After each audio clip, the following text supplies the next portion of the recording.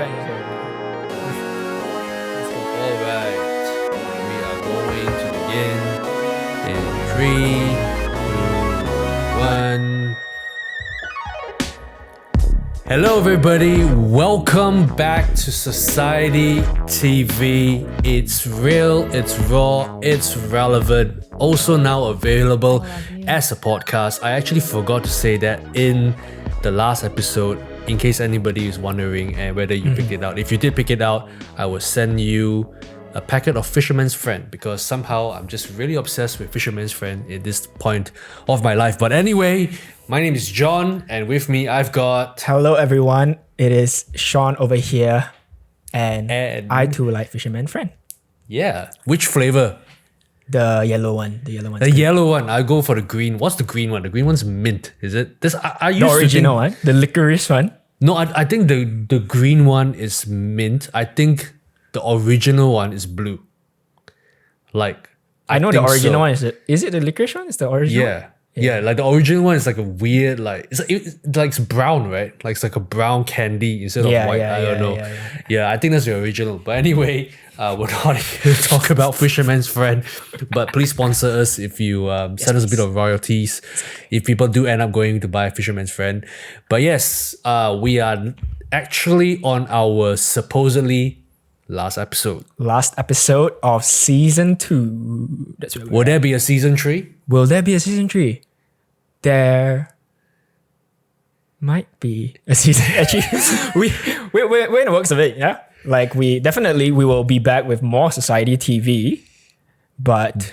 Yeah, but whether it's called Society TV, we don't know, right? Exactly, just stay tuned. I think it's been a good run. Yes, and obviously after this, we're going to take a bit of a break and just kind of like reassess and see, where God is leading and what we can do. So if you're listening and if you appreciate the content, you want us to keep going, please, send us encouragement, tell us messages, or if you have a bit of feedback on how we can improve or whatever, do that as well. So but certainly today is the last episode for this season and also kind of like the year. Now we might be doing other stuff that we will post online, but just maybe not in this kind of format. But anyway, Shaun, you want to tell us a little bit about the background of this episode? How did we get going? So today because we knew we wanted to end this season of Society TV. So we were thinking, we talked about a lot of things already.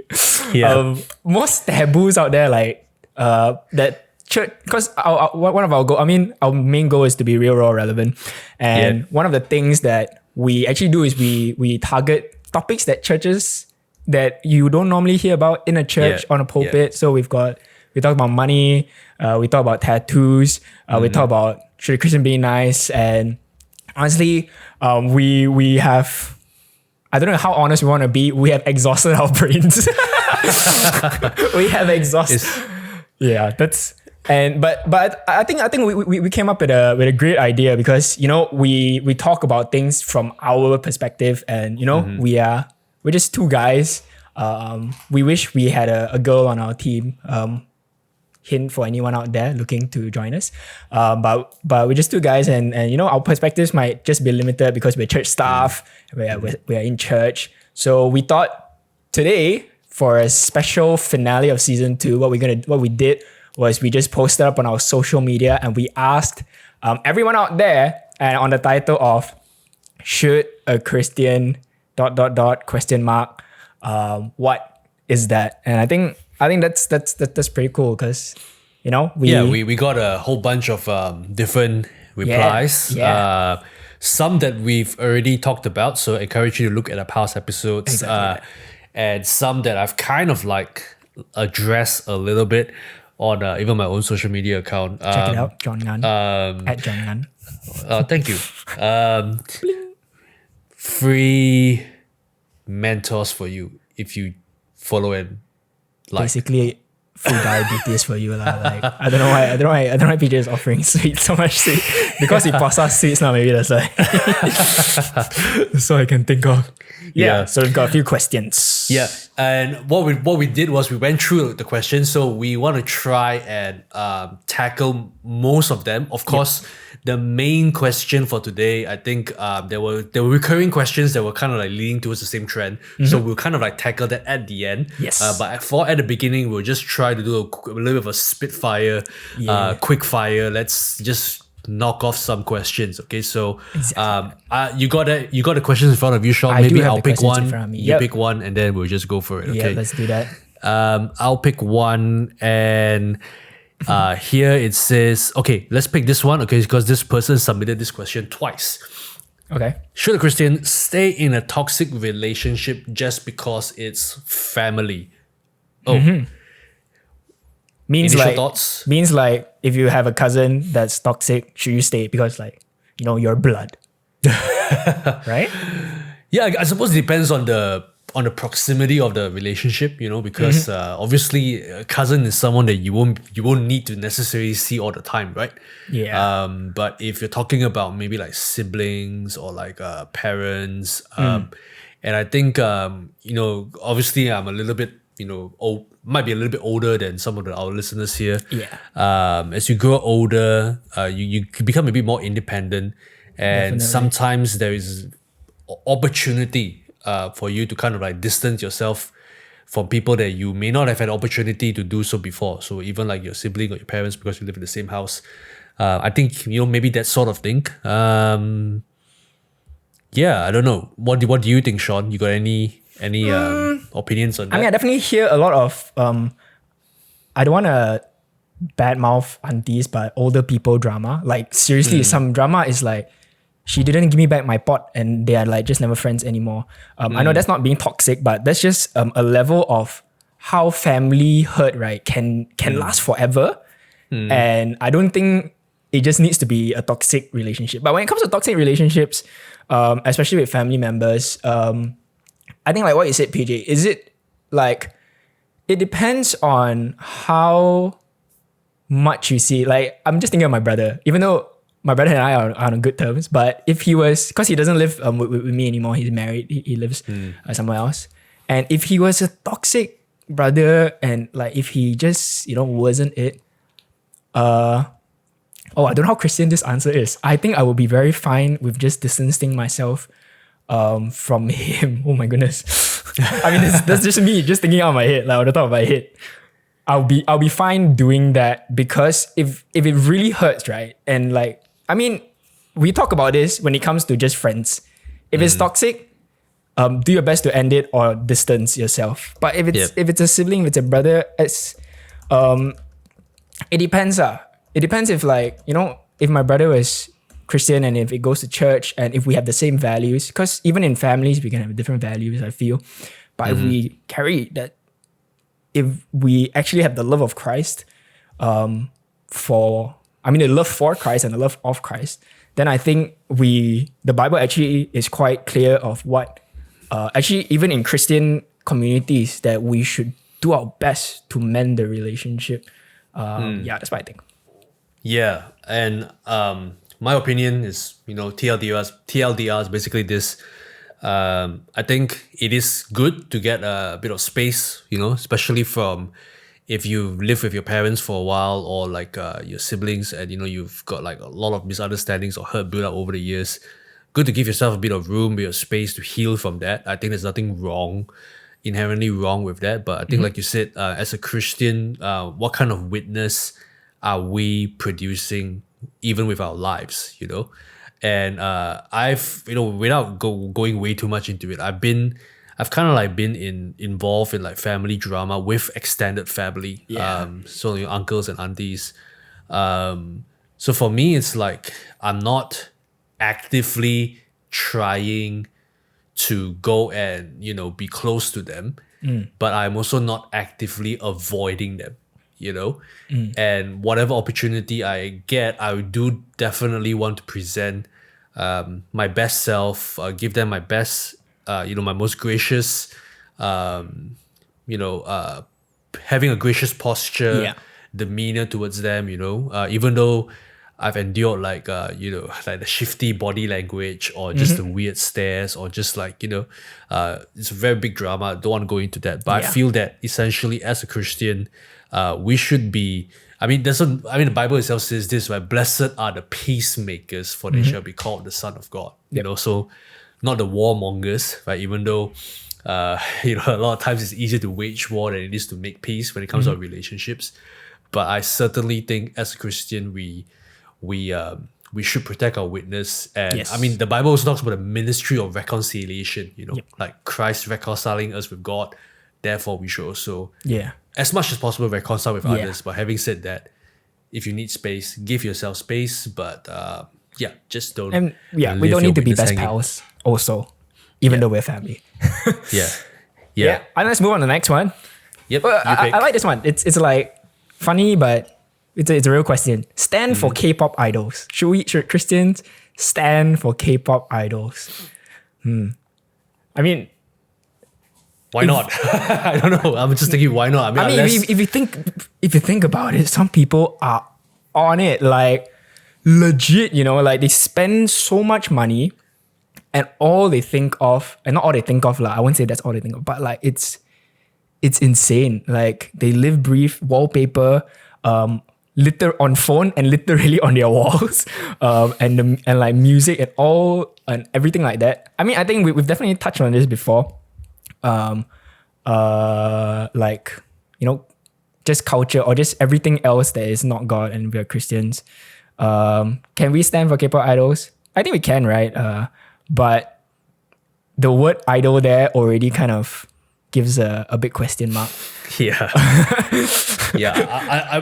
For me, I don't want to be technical about it. So I'm not going to go into the semantic Definitely. of like idol. Hey, there's an idol. Yes. I would say in moderation, Yep. So I think anything can be an idol. Football, sports, hobbies, even ministry can be an idol. Some people worship certain pastors or leaders more than they actually worship Jesus, Yep. So but I think it's all in moderation. And for me is while you're young, do it, have fun. Watch all this stuff. Just it's kind of like the same thing. Like somebody once asked, hey, is it okay for a Christian to watch like Harry Potter and all these kind of things? For me, is like just have a balanced diet. Like if you can spend 1 hour watching your K-drama or listening to K-pop songs, can you spend 30 minutes in the Word of God in prayer? So I think as long as you are close to Jesus, you got a relationship with God, He's the one that will moderate like your desires. He's the one that will tell you like, hey, maybe you need to pull back a little bit on that. But I think in general, nothing wrong to indulge a little bit in culture and K-pop and all that. I don't know, unless there's something about the K-pop Illuminati that I am not aware of. I don't know. That's just That my was answer. so 2010, the Illuminati thing. But yeah, cool. Next one. I think we can handle a few more before we get into the. No, so is it my turn? Let's see. Ooh. It's clear that some of y'all haven't been watching our previous episodes. Come on, guys. Yeah, because Come on. you're asking like certain questions. Can we get tattoos? There's literally a whole episode on tattoos. Go and watch that. Yeah. Accept the theory of evolution. Should a Christian accept the theory of evolution? That's a big one. That is a big one. And I'm gonna have a drink of water while I you attempt answer. the theory of you evolution. attempt to answer. Well, there definitely is. Humans, actually, we all have a form of evolution. Like I went to the dentist, not the other day, like one of my friends studying dentistry, and then he kind of played in my mouth a bit. And then he was when I was sitting at the dentist chair thing, and then like Asian mouths are smaller. And this is because of Compared to what? Like Caucasian mouths? Yeah. We have smaller mouths, apparently. Interesting. Yeah. And that's because of some form of evolution that is happening in our bodies. And yeah, I mean, that's just one example. Like there are a lot of other examples. Like our genetics, our body, like the weather, and then we will just our bodies will adapt. Yeah. And so we evolve. there's no question of microevolution. Exactly. But the big one is macro, macroevolution. Like the meaning, Darwin's, what's it called? Yeah. Darwin's theory, right? Yeah, the origin of life. Did the everything origin of come? life. Everything's like a result of an accident. I think for me, I would. Okay, I'm not a scientist, so I don't know whether I'll get like flagged or flamed by super scientific people, or maybe they'll just like switch off after hearing my answer. But whatever, this is what I think. I'm a creationist, but not so much. Not in a traditional sense. Traditional sense is like, okay, Genesis is literally to be taken as it is. So God created the world in 6 days. Yeah. In literal 6 days. Yeah. The Earth is only 2,000 years old. 6,000 years Yeah, old. Young man. Earth theory and all that kind of yes, stuff. yes, So I'm more of like I believe God created the Earth, the world. Now, how did he create it? Could it have been through the Big Bang? Possibly, because the Bible says God spoke the world into existence. We don't know what. That's a pretty big bang there. You know what? Yeah, maybe when he spoke, it came from a form. It came in the form of a bang. Who knows? And the Bible also does say that for 1,000 years is like a day, and a day like 1,000 years for the Lord. So when we look at Genesis, 6 days may not literally mean 6 days. That's what I think. And and to me, Genesis is not a science textbook. So people will say, hey, how come the dinosaurs are not in there? Blah, blah, blah, blah. So Genesis is not a scientific textbook or a journal for creation. It's really a story, a narrative of how the world came to being, and God being the central figure and all that kind of stuff. So definitely there are elements of truth and all that in there, but it's not an exotic science textbook. So I would say that's what I'm leaning towards. Now, whether macroevolution, I would say for now, probably not, But Yeah, definitely. I mean, I won't add too much to it other than I believe God created Adam and Eve as humans lah, not as we would believe, as like monkeys, and then like they evolved into don't know what. But that's what. Yeah, you're not a monkey that got lucky, basically. Yes, exactly that. Yep. Cool. Maybe one more. You pick, Shaun. One more. Let's go with. Do you have one? I'm not. I didn't really actually. I was deep into the question you had just now. I didn't really go. Let's go with. Tell white lies. What is it? What even is a white lie? Tell white lies. A harmless or trivial lie. To avoid hurting someone. Oh, okay. That's what white lie. That's what I like. Can a Christian tell white lies? Well, to me, didn't the handmaiden that found Moses by the river Nile, in the basket, didn't she lie? And didn't was it Rahab that hired the two spies? So to me, I don't know. I don't think God is gonna like an example I always think of, right, is like if you live during the time of the Nazis, and if you hit if you had Jewish refugees in your house, you hid them in your basement. If the soldier came and asked, do you have any Jewish people in your house? And you said no, I don't think God is gonna on Judgment Day, God's gonna go, yo, that time where you hid Jewish refugees, I'm sorry, but you lied. Oh my gosh. I know it's for a good cause, but you lied. So I don't think God is so I don't think God's waiting to get us, you know what I mean? Yeah. So I think it will come down to the intention of it. Yeah. Exactly that. The intention of it. And and of course we take it case to case as well. Some cases are just more severe than the rest. Yeah, you know what are bad white lies? White lies done in the name of simping. That's bad. I'm sorry, Flattery. What? Simping. Come on, Shaun. Simping. I know, but what does that mean? Like flattery, I think when we tell white lies to flatter someone, to try to butter them up, so that we could get close to them. I think that's those kind of white lies, kind of vibe already. Yeah, and I think because sometimes we think of intentions, we would think we would say that, no, my intentions are pure, because like we always think of the worst, like for example, like a white lie to get out of trouble or whatever. But I think sometimes we use white lies to also kind of like get an advantage, which to me is not very good. Yes, correct. Yeah. I agree. Cool. Nice. You feel like any more, or otherwise should we just go straight? I don't feel strongly for anything. If we didn't answer your questions, it's because it's probably answered in one of the episodes. Just look somewhere for it and you will find it. And if it's really burning in your heart, that it's kind of like overflowing to your eyeballs and you just pop out your sockets, just message us and we will answer you in a DM, or we will have a call or something. But I think one of the trends or the recurring questions that we saw come out in these questions was in regards to the whole LGBTQ community, how a Christian should interact with them. And now, before you go, oh no, it's another LGBTQ IA. Wow, they've got so many letters. Plus, just put plus there, and then we're done.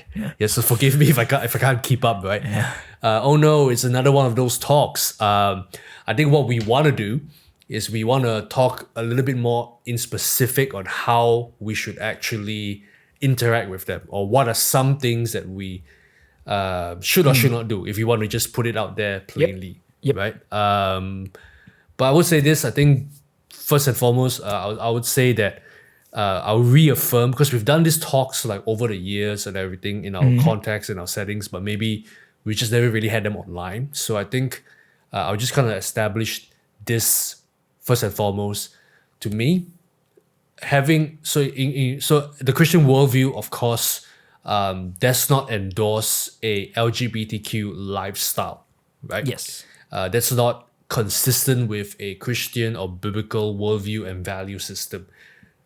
But having an LGBTQ inclination is not the same as having a lifestyle. So to me, having an inclination is not in itself sinful, nor does it disqualify you from any form of leadership or ministry or anything like that, because you can have an inclination towards something or of something, but it doesn't mean that you must act out on it, right?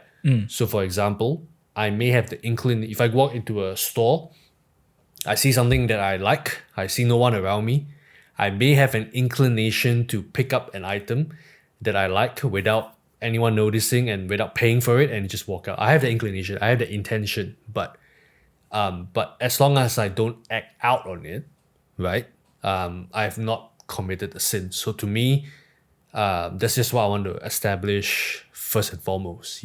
So you got any thoughts on anything else you want to add on that, Shaun?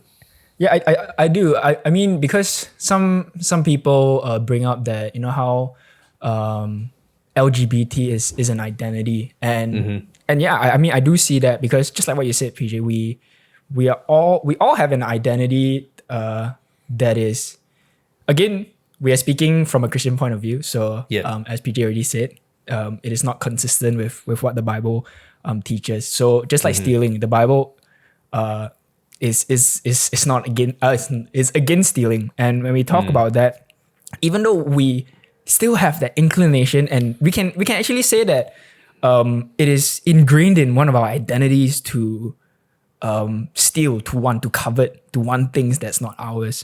But the Bible also does say that, because with all of these inclinations, it's actually when we don't act out on it, it's not wrong. But then, some people will say, but it's my identity. But one thing, and I was born this way. I think that's one of the hottest argument. I was born this way, and I can't change how I was born. But the thing about Christianity, and the beautiful thing about what Jesus does and what the Holy Spirit does, is John 3, Jesus says that we must be born again. So hear us out. We're not here to change anyone. That's not my job. That's not our job. Our words might tickle an idea, a thought, but you know what? All in all, we can't rebirth anyone over here. Only God can. So that's where we're coming from. We're just here to share our thoughts, but we believe that it is Jesus, the God, the person of Christ that he's the only one that can bring any change. So so that's where I'm coming from as well. Yeah, and I think the other thing that I would add also is that we want to try and approach this conversation with grace and truth, because I think those are the two pillars of Christianity. It's not just truth without grace, and grace without truth is both. So we want to bring the truth, but we don't want to bash people with the truth, or shove it down anybody's throat with the truth, right?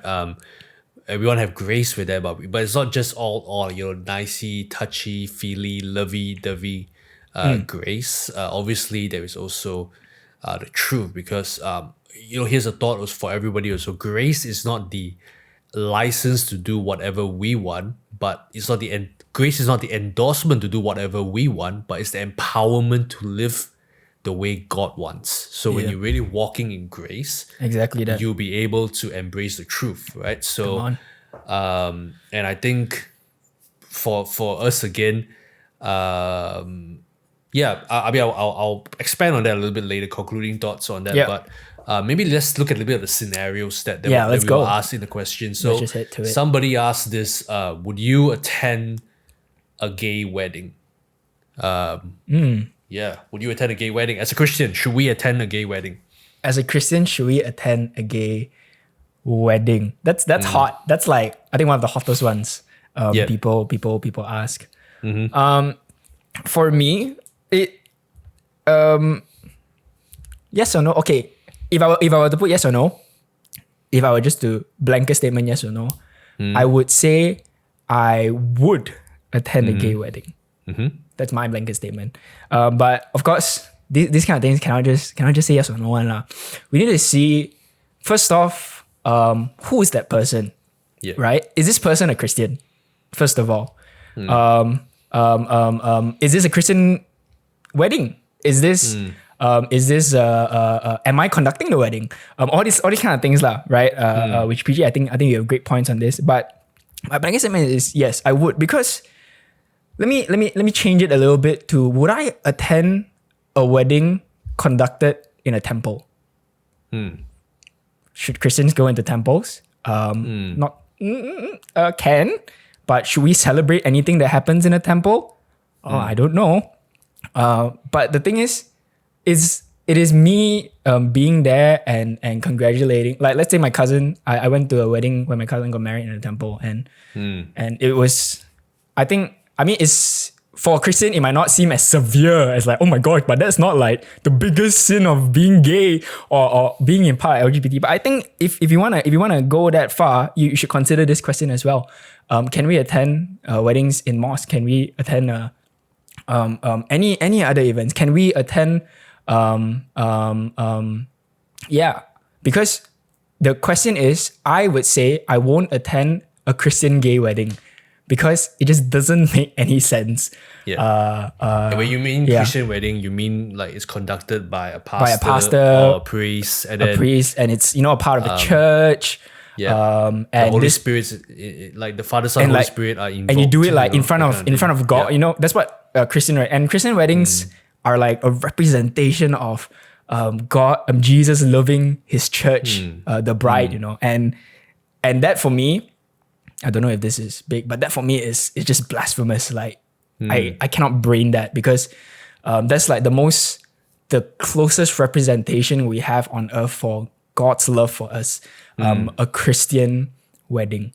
And if it was a gay one, I won't attend it. But if it was other cases, we'll see. PJ, what were your thoughts? Yeah, you brought up a good parallel. I think what's the difference between attending a gay wedding and attending, like, for example, a Hindu one or a Muslim one or a Buddhist one. Some might say that others are like cultural, but this one's like moral. But it's a little bit of blurred lines over there. I would probably answer by sharing a story a couple of years ago when I was actually asked to conduct the wedding of one of my high school friends, and because my high school friends, when they asked me to do their wedding because of like not because they attended like the church I'm in, but they knew me from long before, and they were like old time friends, and they thought it was nice that if you could get like a friend to do it for them, a friend who happens to be a pastor as well. And of course I checked with like church leadership, and because they were not like they used to go to church, but they were kind of like unsure where they stood with God and everything like that. One more unsure than the other. One probably was leaning towards the more I don't really believe in God side, and the other was just kind of like agnostic. And I checked with church leadership, and the answer that came back to me was, I know you shouldn't conduct a Christian wedding for them, or a wedding for them, because if you invoke the name of the Father, the Son, and the Holy Spirit, and you pray and everything, they won't believe in it. So it would be meaningless, Yeah. So I kind of took it at face value and went, okay, that makes sense. I wouldn't do it. Yeah. But looking back now, I actually regret not doing it, because I thought to myself, a lot of the things that I could have done is I could have still blessed the union. So I would bless a union that is not like they're not like vowed Christians. I'll of course explain to them, I'm going to be doing this, I'm going to be praying here, I'm going to be doing that. But certain sacraments like communion and everything like that, I won't conduct, because that's purely for Christians only. Yep. But I could still do the wedding, because I think looking back, what I kind of like felt like I missed out on was the opportunity to build bridges to the people who were there. It was an opportunity for me to even share like why I'm a Christian, why I'm in ministry, and and God's perspective and God's idea and God's design for marriage. So that was an opportunity that quite frankly I missed. So I wish that I did that. So my point is that I think sometimes we are very quick to burn bridges rather than build them. Now, I know we need to stand for truth and all that, but Definitely. I think it comes down to, again, like you mentioned, the person that is getting married is very important. If it's just some random fella, that you have no real relations with, I think going to a wedding like that might invite a lot of questions and unnecessary scrutiny, especially if you're a leader in church or whatever. Definitely. But if it was like a sibling, a family member, or a close friend, I think it's actually okay to go and attend, because there's I call it different levels of complicity, you know? Yep. And I use an example like like alcohol and clubbing. Yeah. So generally, I feel that Christians shouldn't go clubbing, right? So and alcohol, like as much as possible, abstain, right? Because but if you can, so like there's different levels. One is you go to a restaurant with a friend, they have a drink, you don't. Yep. Two is you go to a birthday party of a friend, but it's held in the club, even though you don't believe in clubbing, because their birthday means a lot to your friend. So you're kind of like, okay, fine, I'll go there. I just don't want to, I don't let my friend down. Next level up would be you plan a party for your friend in the club, even though you don't believe in clubbing. So there's a level of complicity over there. So I think it's the same with when it comes to, as Christians, when we have people who are in the LGBT community and they share different things with us. One is maybe they have relationship problems with their partner. They share them with us. I think there's nothing wrong with showing a bit of love and grace, praying for them. Secondly, going to a wedding, like you said, is one thing. Conducting one is also a different thing altogether. Exactly. Planning and everything. So I think it really comes down to how complicit are we going to be. I think as long as we are doing things in relationship and not compromising our values. Exactly. And I feel like Shaun, as people out there also need to, we as Christians also need to let people know that, hey, as much as we want to respect your beliefs, you should also Yeah. respect ours. Yeah, of course. You know what I mean? It goes both ways. Like I was just thinking, and I totally agree with like the relationship thing. Like like you say, I would if it was just some friend from like don't know where and they invite me to the wedding, I won't go like, yeah, let's go, let's celebrate. Because I said yes to it because I was just thinking like if it was my brother, he's not gay by the way. If it was my brother, I just gotta announce that, don't know why. If it was my brother, and I was just thinking of the scenario, or like, you know, next time if I get kids and my daughter or my son, do I attend it or not? I would still say yes, but my like the inclinations are still no. Why? Because I think would Jesus attend a gay wedding? Most probably not. I mean, I don't know. I mean, Jesus would probably go, Yeah. and he would probably look into like their souls and point out their 5 sins and just like, you know, speak life over them, and then they'll Yeah. go, oh my gosh, they'll repent and they get saved. Yeah. But for me, I don't have that kind of But anointing. So the thing is, like Jesus was so unpredictable when he was here on earth. So Yeah. I actually don't know. But I wouldn't think so. Sorry, you asked me something, I forgot. No, I was just mentioning like how I think as Christians, you know, while we want to respect other people's worldviews, I think the same should be afforded to us as well, you know? And And I agree with that. Because it depends on the person. Is the person a fellow Christian? If this person is so-called Christian that and they want to be a part of, they want to believe in Christ, they want to live holy lives, then I feel then that is a whole different scenario altogether.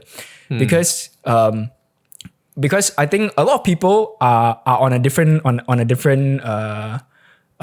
they talk on a different plane altogether, where it's this person is just wants to live their own LGBT lifestyle, and I'm a Christian. The thing is, what the fellow believes in, it really doesn't. I really have no hold over it. I have no, even though this person is my brother, you know. So what if my brother wants to believe in these things? What can I do? I'm just a brother. Even though I can care, even though I can have feelings, emotions, and say that I feel very strongly this is wrong. But the thing is,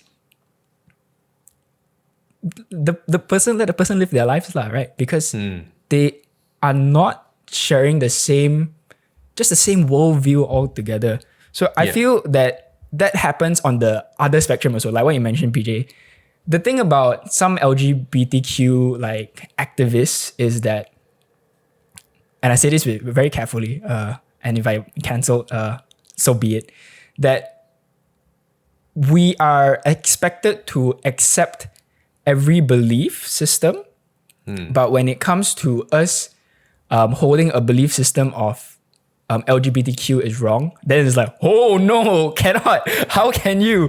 Because there is a misunderstanding of grace, you know? There's a misunderstanding of mercy. There's a misunderstanding of the love of Christ. And I'm more than happy to bridge that misunderstanding and come to a place where we can agree, and also a place where we can disagree.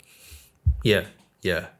And when it comes to Christianity and the Bible, sexuality is actually sacred. Like a person's sexuality, it's kind of like the same as race. You know, like you will never discriminate, or you should never discriminate someone based on their race, because that's sacred. Like if a person is born Chinese, they're Chinese. If they're born Indian, they're Indian. You know, if they're born a certain ethnicity, you can't change that. And I think that's why we in principle, many of us would agree that racism is wrong, because you're discriminating against you're discriminating someone for something that they cannot change and they inherently are. Now the thing about, I think, Christian values is that sexuality falls in the same bracket as well. So if we go back to Genesis, we talked about Genesis earlier in this pod, that God created Adam and Eve, male and female. Right? The parts go together in only one way, in a natural way, one way. Sorry, don't mean to be explicit, but that's the way it is. So to me, that's the natural order of things. That's how God created it. But I think, like you mentioned, if someone does not have that same worldview, because if you have a worldview that, no, I can choose my sexuality, I can adapt, I can alter, I can transform my sexuality based on my preferences, then yes, that will already be departing from the biblical and Christian worldview. Yeah. Now I say that not that as any form of condemnation, but as a fact. Yeah. You can't be Christian and still say that, yeah, I want to do this. It's Yeah. kind of like, I don't know what's an equivalent. Hopefully it will come to me. But yeah, it's like essentially saying I want to be like a policeman, but at the same time I don't want to uphold the law. I want to be a policeman some days, but I still want to break the law. Like, just doesn't make sense. And some things we like what you mentioned, worldview, we would just never get on the same worldview, and we have to recognize that it's okay. I think a lot of people are trying to dump worldviews on worldviews, and we have to understand that really it will never happen. We can't even convert people from football clubs. What more worldviews, right? It's like. Yeah, like and speaking of that, you should actually convert from Arsenal to another team, bro. Just for your own mental see, the thing health. is, it's not gonna happen. And your own emotional well-being. Actually, it's true. I'm saying it for, I'm saying it out of nothing love. is going wrong now in my life other than watching Arsenal play. Like, I'm actually pretty happy nowadays. But when I look at the scoreboard, I feel a lot depressed. But anyway, like worldviews, we will never. Sometimes it will never. We will never agree on it, and we need to be okay with that from both ends. Christians, stop trying to convert people. Like, it's not our job to convert people. It's not our job to tell people, hey, what you're doing is wrong. You shouldn't be doing this. Unless they are like your kid, unless they have allowed you that permission to speak into their lives. Unless like you're a leader in a church and the people are submitting under your leadership in the church. But other than that, right, like if not, we would just keep clashing, and then that's why the world is in so much problems now lah. But we need to understand that it will not, we might never agree. And the question about being in the world and not of it, and I think as Christians, we are meant to kind of like be in culture, engaging with culture, and as I mentioned before, so building bridges, not burning them. Yes. So I think the questions that many have asked is, where do we draw the line, or how do we kind of like distinguish that? Trying to be a friend or an ally to the LGBT community without actually, compromising our own values. So like just how you mentioned the word activist. Another good question was, should a Christian actually attend or participate in a LGBTQ protests or march or freedom march or whatever? Interesting. I'll just throw out some thoughts. I think again, I would say probably not because it would be, okay, what are you standing for? So it would be like, it's also, I think, the context of it. So like, for example, because protests and marches happen for a myriad of reasons, right? So it's very seldom just one thing. Yeah, there's no one size fit all as well answer for that. So I will give a specific example. So for example, if somebody in my neighborhood or my locality who was a LGBTQ person, and they got like beaten up or got killed because of their sexual orientation, and then there was a march to protest and raise awareness to stop violence against people who are different. That kind of march, I will participate, because that, to me, is standing it's up a case for of humanity kind of thing. Yeah, I'm standing up for like lives, right? But if it was a march to kind of like demand, marriage rights, gay marriage rights, the right to use like the same bathrooms, so like you like, or if I'm, It's if I'm more a male, those are more LGBT agendas already. yeah, those are more like moral, Yeah. like real morals, like I don't know, Yeah, because morality, sexuality questions. So like even things like, because it gets really real in other parts of the world. Like for example, would you allow like if you have children and one day they say that if a boy identifies as a female, he should be allowed to use the female toilet. I mean, these are big questions Yeah. and big issues that sometimes you and I don't really think about. But I think when it comes to those kind of things, we have to be really clear. What do we believe as a Christian, and what are we actually going to stand for? So yeah. Yeah. I mean, I would hold a sign saying stop violence against the LGBT, but I won't hold the pride flag. I won't, or like, stop discriminating LGBT, but in certain areas lah, like what you talked about, like the toilet one, I won't stand for that. But like, equal pay, I think, what the heck, that's a thing of humanity. But the thing is, these protests are normally equal pay for LGBT. There's normally, like you said, PJ, like every other thing, and I don't see myself marching with a pride flag, because it just doesn't sit right with me at all, because of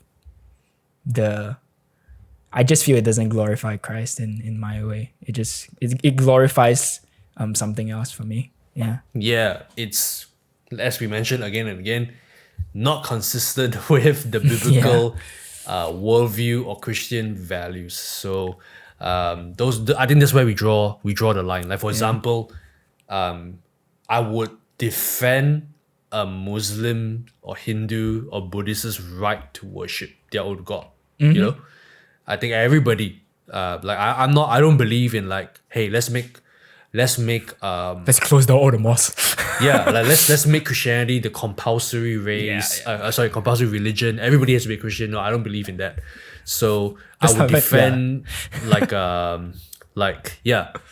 another person's right to worship. Yeah, exactly. But I won't go and endorse I won't go as far as to say, hey, all gods are the same. The Quran is like the Bible.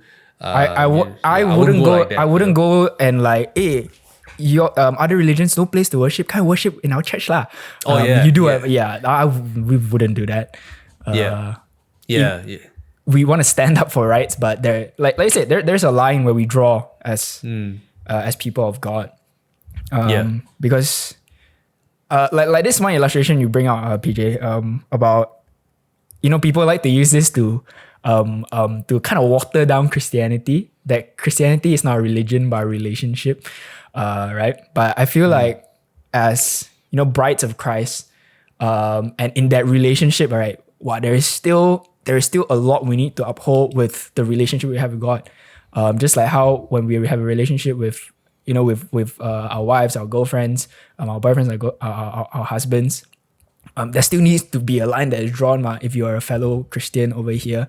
And you don't need to go please everybody out there. You don't. What for? You go and please other girls for what? When you already have one that you want to please. And absolutely. You're spot on with that. I mean, this could like easily spawn into like into a whole relationship topic, right? But like it's true. If you are committed to covenantly committed to a man or a woman in marriage, that person is your priority. So if we are covenanted, if we are in a relationship with God, God is our priority. So that was a very, very good example. If I'm not going to take care of the needs of everybody else, but compromise the safety or the well-being of my own wife, it would be crazy for me to actually neglect my wife's or my family's needs in the name of fulfilling everybody else's needs or desires. Just kind of stupid already. Like like when you put it that way, it's kind of stupid already. But it's so real, right? Like for example, I think sometimes we attempted, like this person's like in trouble or homeless or whatever. Should we bring them into our home? But the thing is, if in our home we have like young and Yeah. people who can't defend themselves, or if our loved ones feel vulnerable, should we compromise them in that way? I don't know. I mean, okay, this is like a real big ethical discussion and everything, Yeah. but I think you're spot on with that illustration. Ultimately, I feel like God cares more about the world than we could ever do. So, but at the same time, we should also stand for what we really, really believe, and not be swayed by the winds of opinion, or whatever that the internet people are saying. So yeah. Yeah. Yeah, I think I'll conclude by I'll just say this one last thing. I like how you said that it is not our ability to convert or change anybody. It's so true. I always feel like the best thing to do is to introduce people to Jesus and to encourage people to continue growing close to Jesus. That's the answer. Yeah. So if I have if I meet a person whose lifestyle I don't agree with, I'm not going to start by saying, you're wrong, you're sinning, you're going to hell. Like, that's wrong. That's well, it's not wrong, but that's just a bad place to start, right? For me, I'm interested in not just you changing your habits or modifying your behavior. I'm interested in you having your whole heart and life transformed. And that is only going to be done by introducing you to the person of Jesus. It's the same thing. When I talk to people who have addictions or problems or issues or whatever, I'm not going to tell them like, hey, just work on that or just do it on your own strength, because that can only go so far. But I will always encourage them, hey, as you get closer to Jesus, you will find that some of these things will become easier for you to let go of, or you will find that these things would slowly not have a hold on you, right? So, I mean, even like for me, when I was younger and everything like that, I used to have real serious anger problems. Like, I'll just get angry over the littlest of things, and sometimes I'll be angry for no reason. Like, I'll just be mad, and small things will just trigger me. But what I did was I didn't try to fix my anger. I just drew closer to Jesus. And as I grew in God, and as I allowed His word and His presence to minister to me, I naturally felt that anger, lust, and all these different things that I struggle with, they kind of like don't have a hold on me so much anymore. And I feel it's the same for everything, even for this issue. But even then, it's an invitation, not an obligation, right? If I have a friend, if I know somebody who chooses this lifestyle, to me, that is your choice, and that's fine. I will give you an invitation to know Jesus, but then it's up to you on whether you want to take that invitation or not. So that's what I'll say. Yeah. Yeah. For me is nothing I've not said, but again, we as Christians, I think the relationship point, it's like, who are you trying to please in life? If you try to please everyone, John Maxwell says this, you want to please everyone, go and sell ice cream. But if you want to please God, you're gonna piss a lot of other people off. In life, and it's up to you to think if that's okay. But for those who are wondering, for those who are struggling, or for those who are in the LGBT community, and you've been listening until this far, thanks for listening until this far. Yeah, we appreciate you. Yeah, but if you're here, we forgive those who have. Please forgive those who have tried to change you or convert you, because that's not biblical. That's not what God has called us to do. God didn't call us to bombard our beliefs on you, but He called us to love and to also make disciples. And if you don't want to be a disciple, and that's completely fine. If you don't want to be a part of if you don't want to believe in Christ, that's completely fine. But Yeah. that's from me.